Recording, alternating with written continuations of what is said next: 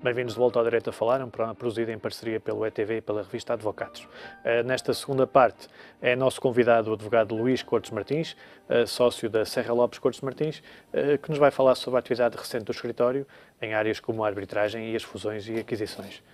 Muito bem-vindo ao Direito a Falar, muito obrigado por ter aceito o nosso convite. Muito obrigado eu. E gostava de começar por lhe perguntar sobre o recente congresso que realizaram em Angola sobre a arbitragem. Foi um sucesso, realizou-se na passada quinta-feira, dia 20 de novembro. Contámos com uma presença recorde de pessoas, estamos a falar de centenas de pessoas. Só para terem uma noção, eu acho que nós em Portugal, mesmo nos congressos do Centro de Arbitragem da Associação Comercial de Lisboa, que são muito concorridos, não conseguimos ter nem metade das pessoas que ocorreram. Teve um elevado nível científico e notou-se um interesse de toda a assistência, que era particularmente qualificada, e, portanto, estamos a falar de membros dos tribunais, dos órgãos de soberania, alunos de direito, professores de direito, E, portanto, um universo vasto. Como é que funciona a arbitragem. Exatamente, um interesse, uma colocação de questões. Portuguesa nessa área. Exatamente. Tivemos também este ano uma novidade, que foi a realização de 2 workshops da parte da tarde, um pouco mais teórico, dirigido a empresários, para, no fundo, os sensibilizar para este tipo de problemática, e um outro mais técnico na área da formação. Portanto, foi uma conferência, devo ressaltar, lusófona, não foi só portuguesa em Angola, tivemos presentes um professor brasileiro, um professor também de Moçambique, e professores portugueses, naturalmente, não é? Portanto, foi, digamos, um encontro do mundo da lusofonia, focado na arbitragem. E, no fundo, com troca de experiências e com essa Sim, parte com troca de experiências, com um especial enfoque. Foi o terceiro, é já o terceiro ano que organizamos esta conferência, em parceria com o nosso escritório local de angolano, MG Advogados, e com a Ordem dos Advogados de Angola.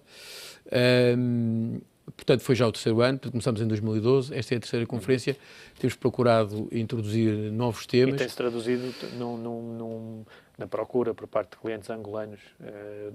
Eu diria que tem-se traduzido numa divulgação do Instituto de uma forma crescente, uma sensibilização das associações empresariais e industriais para isto, para a arbitragem como forma de resolução de litígios, e estão agora em ultimação vários centros de arbitragem, a instituição de vários centros, ou pelo menos de mais um ou dois, porque de facto é através dos centros que em Angola é que este Instituto pode funcionar. O que nós assistimos hoje, não só em Angola, mas no mundo lusófono, é que é a possibilidade de haver uma participação de árbitros de várias nacionalidades na resolução de problemas arbitrais de outros países. A língua funciona aqui como um fator de grande facilidade, não é? Portanto, já tivemos experiências de arbitragens sobre problemas de português com um presidente, por exemplo, brasileiro e vice-versa, e, portanto, achamos que esta experiência é replicável nas várias geografias, porque, de facto, a língua e alguma cultura jurídica nos une, não é? Facilitam isso. Exatamente. E no caso da Angola, a arbitragem pronto, Angola pode ter alguns desafios ainda a nível de sistema jurídico, de implantação dos tribunais. Sim, mas Angola Angola tem uma lei de arbitragem recente, relativamente recente e moderna, não é? E funciona bem? Portanto, tem uns apetrechos para esse efeito, mas funciona fundamentalmente como arbitragens, que nós chamamos tecnicamente arbitragens ad hoc, para casos concretos. Portanto, há poucas estatísticas e é uma realidade que não é possível, digamos, diagnosticar no seu conjunto. Agora, o que nós vemos é que é uma economia em franco desenvolvimento, com obras muito sofisticadas, com investimentos estrangeiros de grande envergadura e de grande qualidade e complexidade técnica. E, portanto, esse é o campo onde a legionela da arbitragem, se me permite, digamos, a expressão, provavelmente de mau gosto, pode prosperar, não é? Isto é, estão criadas as condições, o microcosmos agora, para ser politicamente mais correto, para que, porque é de facto destas transações mais sofisticadas que exigem uma maior qualificação dos árbitros. Há vários casos. Exatamente. Há um que até é conhecido, que envolve a parte pública, que está a ser tratado no Tribunal Arbitral em Luanda. Portanto, Sim, mas esse é um caso um bocado especial porque envolve sociedades estatais e, portanto, de ambos os países. Mas ou seja, a arbitragem é uma forma que as empresas estrangeiras têm em Angola para melhor fazerem valer os seus direitos? neste momento? Eu diria que é uma arbitragem, uma das vantagens da arbitragem é a neutralidade do foro. Isto é, protege o investidor, digamos, da tentação que possa existir dos tribunais de um determinado país, mas isso aplica-se a todos os países, dos tribunais de um determinado país tentarem proteger o nacional desse país. E, portanto, uma das vantagens da arbitragem, justamente na arbitragem internacional, a neutralidade, isto é, os juízes não são locais, ou podem ser, mas não estão, digamos, linkados daquele soberano, a nenhum território, a nenhum poder soberano, e, portanto, tem muito mais liberdade de decisão e isso dá um muito maior conforto às decisões. Nesse aspecto também é importante referir que houve um módulo especialmente dedicado à arbitragem de investimentos, que tem, nos termos das convenções internacionais, ICSID, Banco Mundial, etc., tem uma proteção especial na base de alguns tratados bilaterais. Isso foi objeto de tratamento, porque justamente são arbitragens que visam proteger investimentos estrangeiros noutros países. E, portanto, essa foi uma matéria que foi abordada e com muito interesse. E no caso de Portugal é um país que tem algumas vantagens também como plataforma. Acho que Portugal tem todas as vantagens, pela sua localização geográfica, pela cultura que tem. Muitos dos licenciados que têm postos relevantes, por exemplo, em Angola, passaram para as universidades portuguesas em algum momento, seja na licenciatura, seja em pós-graduações. Há uma intensa cooperação com o Brasil. Ainda recentemente há uma conferência que se realiza em outubro, promovida pelo Dr. José Miguel Júdice e pelo Dr. António Pinto Leite, em Coimbra, e digamos, a presença de professores e advogados, árbitros brasileiros é muito grande, e, portanto, eu diria que há aqui, e gostam de Lisboa, gostam de Portugal. Uma espécie de eventualmente, embora a arbitragem tenha a vantagem da flexibilidade de se poder deslocar por vários sítios, mas eu diria que é uma matéria que é desafiante para os juristas portugueses, e é uma matéria onde os bons árbitros, isto é, que sejam bons juristas e que consigam obedecer a regras deontológicas estritas, podem ser convidados a arbitragens transnacionais, internacionais e nacionais, obviamente, e que possam acrescentar valor a esses processos. Não é? É um pouco a aposta que temos. E a nova lei de arbitragem em Portugal? A nova lei de arbitragem em Portugal vai dar é um fator que ajuda a isso. É um fator que ajuda a isso, resolve muitos dos problemas que se tinham levantado no âmbito da anterior lei, que no fundo já é a segunda lei de arbitragem que nós temos. A primeira remonta a 86, esta é de 2011, portanto é uma lei naturalmente, tecnicamente mais perfeita, mais regulamentada e obviamente que serve sempre de inspiração a quem não a tenha ou a quem tenha, digamos, uma experiência mais reduzida, não é? E nós todos também estamos a aprender com ela, portanto veio de alguma forma revigorar o panorama arbitral e diria eu, o mais importante de tudo, veio acentuar a confiança dos cidadãos, ou permitir acentuar a confiança dos cidadãos e das instituições, dos empresários, das empresas, neste Instituto, que é a questão mais importante, porque só há arbitragem se as partes quiserem que exista, não é? Portanto, a arbitragem é uma questão opcional, para usar uma linguagem comum, não é? Quer dizer...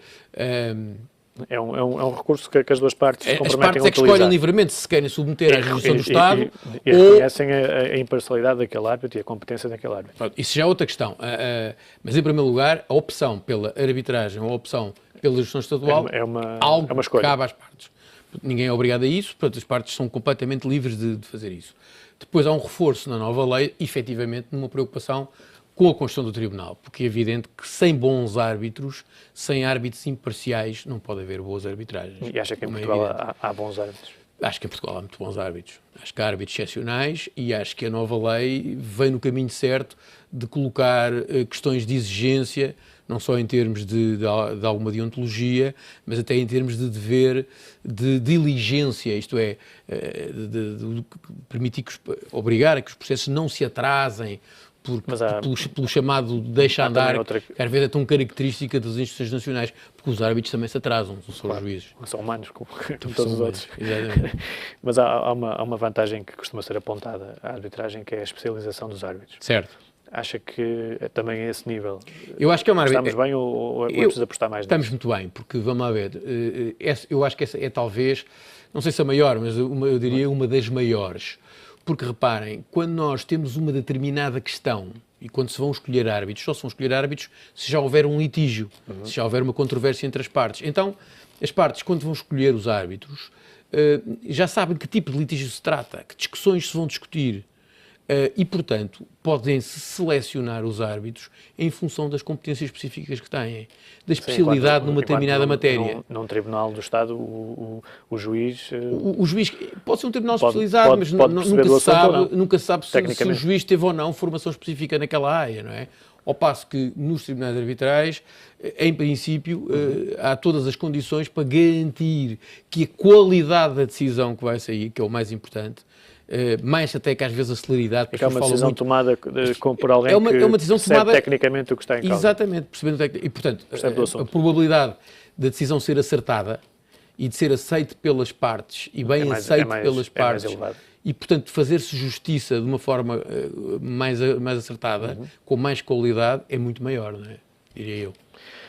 Esta é apenas uma das áreas em que vocês têm apostado.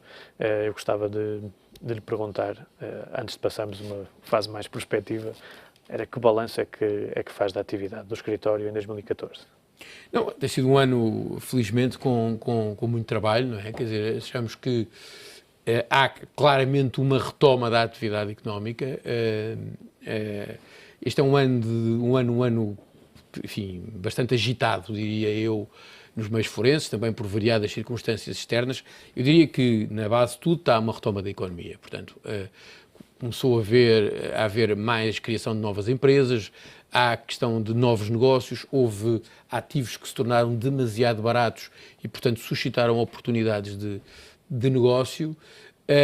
Bom, e depois também houve todas estas situações resultantes, por exemplo, da implosão do Grupo Espírito Santo e do BES, etc., que gerou um conjunto por um lado, de novos negócios, de empresas que já foram vendidas, como é público, também de alguma perspectiva litigância. Este é um dos exemplos, porque, digamos, a presença do grupo era de tal maneira grande na economia portuguesa que isto tem, digamos, um potencial de trabalho para os advogados bastante grande e tem tido uma certa evolução. Mas também não só isso, quer dizer, foi um ano em que voltámos a ter um IPO, olha, por acaso do Grupo Espírito Santo na Saúde, logo no início do ano. Temos agora uma OPA no setor das telecomunicações, o próprio setor das telecomunicações está a mexer. Portanto, ou seja, nota-se uma dinâmica nova na economia portuguesa. E a advocacia, como é óbvio, é tributária dessa atividade económica. Se há atividade económica, há procura de serviços jurídicos e, portanto, os advogados têm mais trabalho. Mas também há quem acredite que em tempos de crise os advogados também ganham muito. Esse é um falso mito. Em algumas áreas. Esse é um falso mito. É evidente que há sempre trabalho. O trabalho muda natureza, não é? Por exemplo, o número das insolvências cresceu exponencialmente nos últimos anos, felizmente tem vindo a diminuir.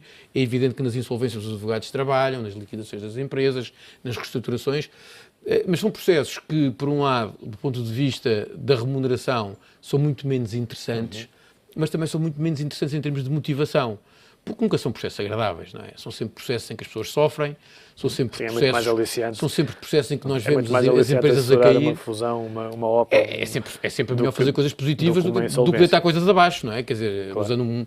É melhor fazer uma ponte nova do que deitar lá abaixo, não é? Quer dizer, claro. Mas infelizmente é preciso também que isso aconteça, até para a economia ser ordenada.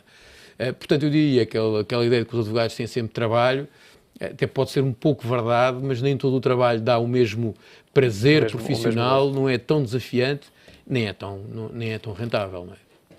E em termos de futuro, em 2015, o que é que espera? Acha que esta tendência vai continuar?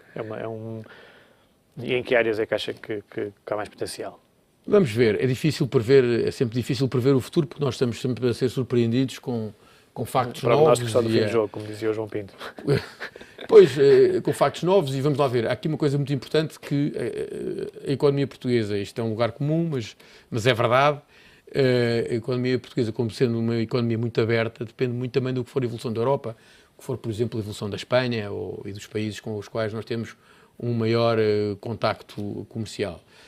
Aquilo que se espera é que esta trajetória continue. Quer dizer, portanto, que esta trajetória possa até acentuar-se e que, de facto, a economia continua no caminho de retoma. Acha que, por exemplo, áreas como fusões e aquisições, operações de mercado de capitais? Eu diria que sim, embora o nosso mercado de capitais é uma área que é preciso ver com cuidado, porque eu acho que o nosso mercado de capitais foi foi dinamitado abalado por situações bastante desagradáveis, para dizer o menos, neste último ano, e, portanto, eu não sei se houver uma operação grande de mercado, perdeu-se bastante a confiança no mercado português. Este fator da confiança é uma coisa que é muito sensível. O que é que lhe dizem os seus clientes estrangeiros, por exemplo, em relação à aplicação da PT na Rio Forte?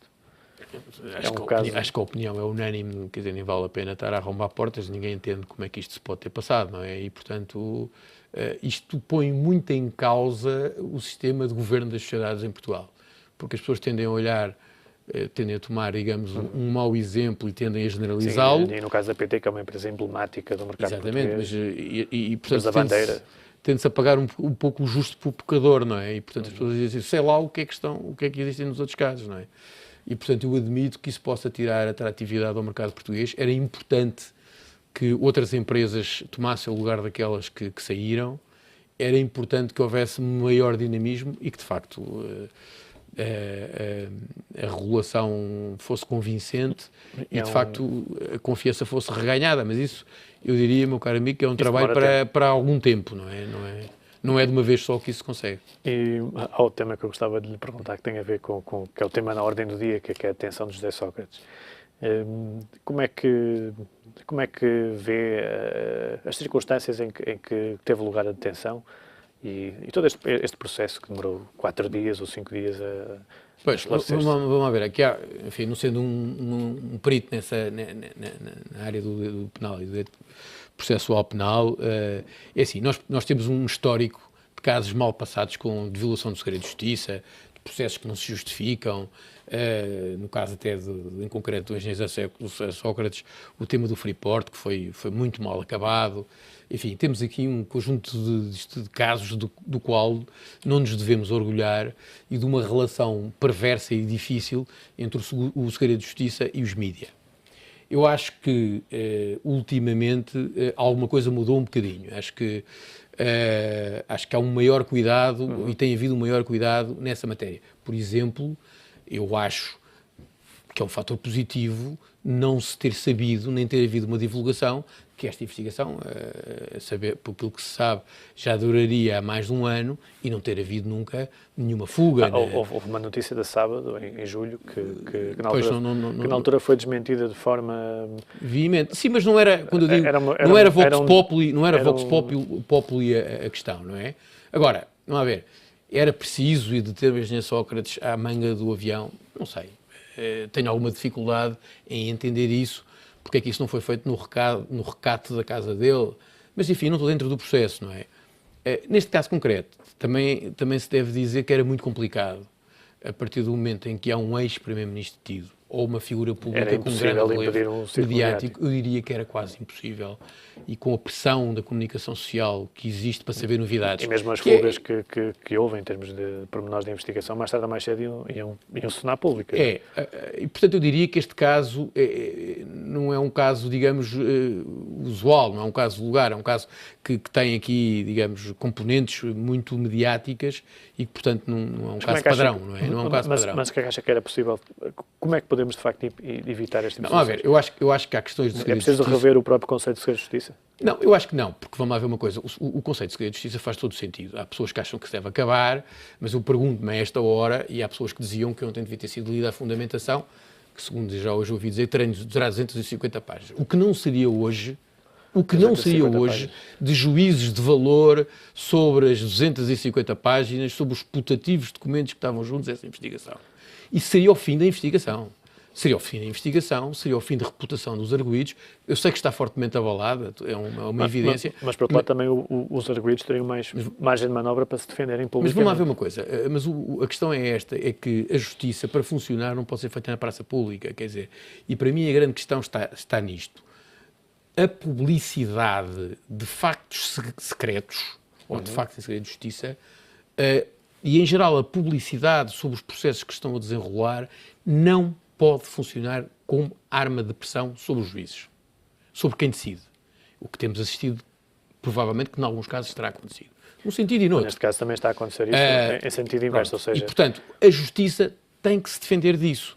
E, portanto, isso há uma maneira, que é tentar preservar-se e tentar preservar o sigilo do processo. Mas podia, por exemplo, eu recordo este fim de semana de espera pela decisão, podia, se calhar, divulgar uns comunicados periódicos, a explicar, está a decorrer interrogatório. Eventualmente, aliás, mas repare, sem entrar em matéria de reserva, não é? Sendo justos, houve dois comunicados iniciais, o que é uma prática que há uns anos atrás nós não assistíamos, 2 comunicados da PGR, em que confirmou quem eram as pessoas detidas e quais eram os crimes que estavam em questão.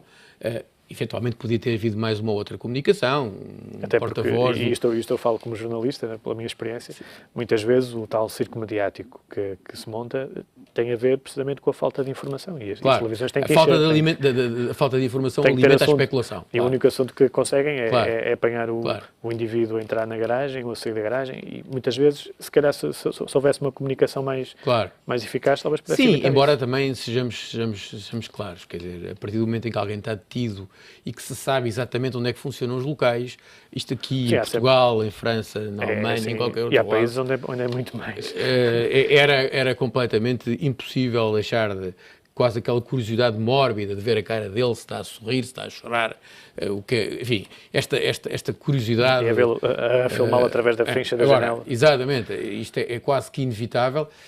Agora, é evidente que há aqui um caminho a percorrer ainda, quer dizer, acho que a relação entre a justiça e a mídia não está muito longe disso de ser perfeita, não é? Acho que se evoluiu alguma coisa, mas acho que há um trabalho, quer dizer, eu diria, é muito estranho como é que em Portugal nunca ninguém foi condenado por violação do segredo de justiça. E todos os dias ele acontece, não é? E, portanto, isso é um crime grave que afeta a segurança das pessoas, afeta a reputação das pessoas. Nós achamos todos muito bem, se calhar, achamos, plural, enfim, mas estático e entre comas. Vamos ter que terminar uma conversa muito interessante, mas infelizmente não temos muito mais tempo. E foi o Direito a Falar desta semana. Regressamos na próxima semana com novos temas e com novos convidados.